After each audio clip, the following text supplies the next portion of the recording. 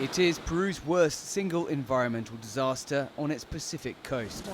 The spill happened just north of Lima in mid-January at La Pampilla refinery, operated by the Spanish energy giant Repsol. Its scope has grown far beyond early expectations, as the company initially reported only a tiny leak. Now it admits more than 10,400 barrels were spilled.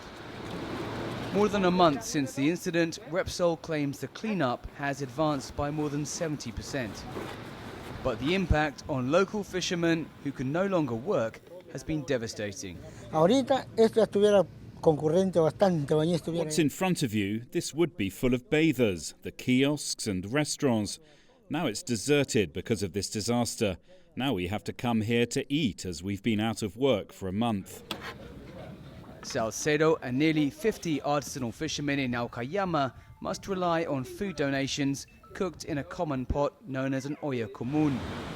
They are among some 2,000 coastal fishermen impacted on a 106 square kilometre stretch of coastline.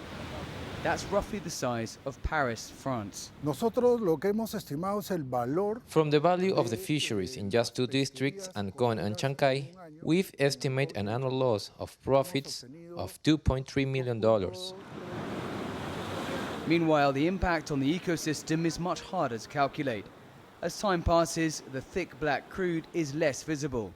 But as CGTN discovered, the toxic impact lingers. We're about 20 kilometers from where the oil spill first occurred, and the damage is not immediately apparent until you come to the islands where the seabirds live. And here you can see there are birds dead and dying, and Peru's National Park Service are recovering them.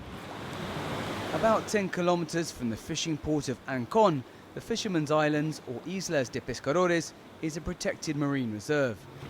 Park guards recover between 10 and 20 dead birds every day. Initially, many could have died from the oil covering their nostrils and completely damaging the feathers in the following days and the following weeks. The oil ruins the quality of the feathers and they cease to be waterproof.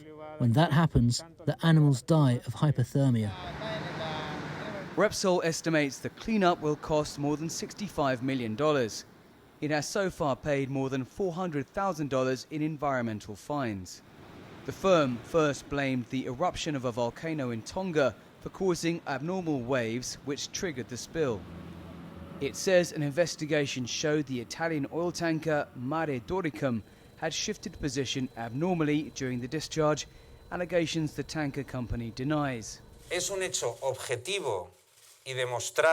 It is an objective fact, demonstrated not just by us, but by naval investigators, that the origin of this accident was the uncontrolled movement of the ship by more than 50 meters, which produced the rupture in our marine discharge facility. On this basis, we have filed an action against the shipping company.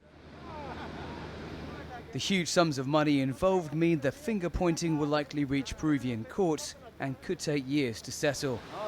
The toll on the fishermen and the ecosystem, however, was immediate, and that will likely have long-lasting effects.